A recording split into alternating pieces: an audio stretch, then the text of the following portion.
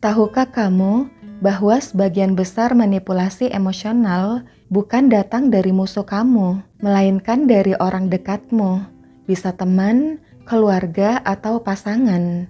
Dan sayangnya, kita cenderung mengabaikan tanda-tanda bahaya ketika kita mempercayai seseorang. Jadi, kali ini kita akan membahas tanda-tanda seseorang diam-diam ingin menjatuhkan kamu. Yang pertama, orang tersebut melakukan backhanded compliment, yaitu pujian yang disamarkan, tapi sebenarnya bermaksud menjatuhkan. Seperti racun yang dilapisi gula, ini adalah salah satu bentuk manipulasi emosional. Memberi nasihat yang baik di awal, namun diakhiri dengan kalimat yang membuat kamu meragukan kemampuan atau kapasitasmu. Ini cara halus untuk mengikis kepercayaan diri targetnya. Perilaku ini membuat kamu bingung dan tidak nyaman.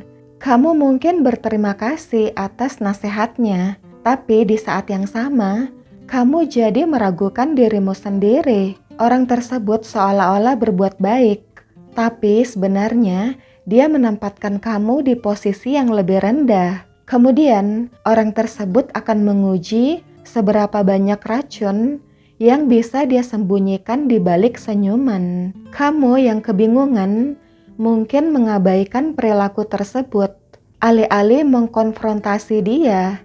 Ketika kamu biarkan orang tersebut mengukur seberapa jauh manipulasi emosional yang bisa dia lakukan, sanjungannya bukanlah kekaguman, melainkan pengintaian. Kemudian yang kedua, orang itu lebih banyak mengingat kegagalanmu daripada kemenanganmu. Cobalah ungkit pengalaman atau sedikit masa lalumu.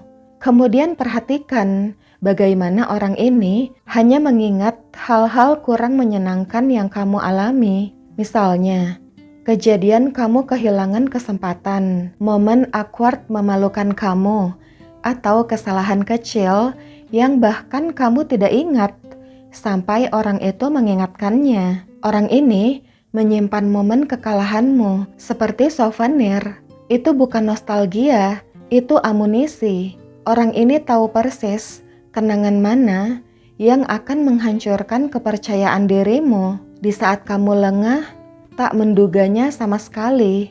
Kemudian yang ketiga, orang tersebut menciptakan utang-utang kecil yang akan membuatmu merasa bersalah. Orang ini akan menawarkan bantuan yang tidak kamu minta, serta acap kali agak memaksa dan bersikeras. Tapi itu bukan kemurahan hati, itu investasi. Setelah memberikan bantuan, seringkali dia akan mengungkitnya untuk membuat kamu merasa bersalah atau berhutang budi. Kebaikannya tidak konsisten, hanya muncul jika ada yang dia inginkan. Saat kamu menolak permintaannya, dia bisa menunjukkan kemarahan atau sikap pasif agresif, atau menunjukkan sikap negatif secara halus yang membuat kamu mempertanyakan diri sendiri dan merasa tidak tahu berterima kasih. Itu cara dia membeli potongan-potongan kecil kebebasanmu. Kemudian yang keempat, orang ini menjadi diam, hening, tidak antusias saat kamu berhasil. Kamu mungkin melihat sedikit rasa terkejut di matanya, atau jika kamu belum memberitahunya langsung, namun berita tentang keberhasilanmu sudah menyebar, orang ini mungkin akan terlambat mengucapkan selamat. Dia sulit menyembunyikan rasa tak sukanya. Kesuksesanmu merusak naskah pribadinya, di mana kamu seharusnya tetap kecil. Kemudian yang kelima, orang ini akan menguji batasan atau boundariesmu dengan lelucon tentang kelemahan atau hal-hal pribadi kamu, atau sekadar tentang penampilan kamu. Acap kali, manipulator menggunakan lelucon sebagai pengakuan terselubung. Tujuannya untuk melihat sejauh mana dia bisa mengikis harga diri korbannya secara perlahan, tanpa mendapat perlawanan. Jika kamu tersinggung atau marah, dia akan meremehkan perasaan kamu, membuat kamu merasa terlalu sensitif, atau tidak bisa menerima candaan. Dia mungkin menggunakan kalimat seperti, "Bercanda kali, santai aja dong. Ih, eloh sensitif amat sih." Ini adalah taktik untuk menghindari tanggung jawab, sekaligus menghindari permintaan maaf. Kamu mungkin akan memendam emosi, namun jika dalam jangka panjang, orang ini selalu melakukan taktik ini padamu, ditambah orang-orang di sekitarmu meremehkan perasaanmu, kamu pun akan mulai meragukan diri sendiri. Kamu mungkin menjadi enggan untuk mengungkapkan perasaan kamu di kemudian hari. Lalu, ketika kamu terus-menerus meragukan perasaan, pikiran, atau pengalamanmu sendiri, kamu menolak emosimu sendiri, kamu akhirnya akan membentuk perilaku self-gaslighting. Kemudian yang keenam, mereka mengumpulkan rahasiamu, seperti mengumpulkan polis asuransi. Mereka akan mendengarkan dengan penuh kesabaran, penuh perhatian saat kamu menceritakan sesuatu yang pribadi. Kamu pun merasa diperhatikan. Itulah umpannya. Nantinya, rahasia-rahasia itu akan dia beritahukan pada orang lain tanpa sepengetahuan kamu.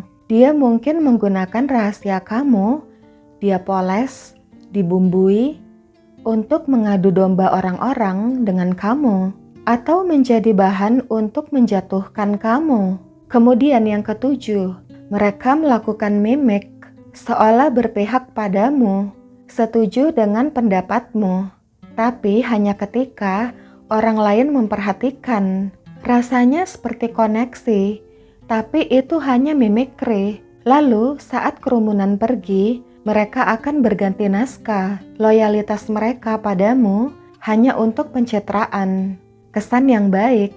Kemudian yang kedelapan, mereka secara halus berkompetisi di momen-momen penting kamu. Saat kamu rentan, berduka, merayakan, bangkit kembali, mereka menemukan cara untuk mengungguli atau mengalahkanmu. Rasa sakitmu dianggap sebagai anekdot atau cerita yang menarik dan lucu. Gak wajar ya guys. Kemudian, kegembiraanmu menjadi ancaman bagi mereka. Mereka tidak tahan menjadi nomor 2. Empati mereka bersifat performatif.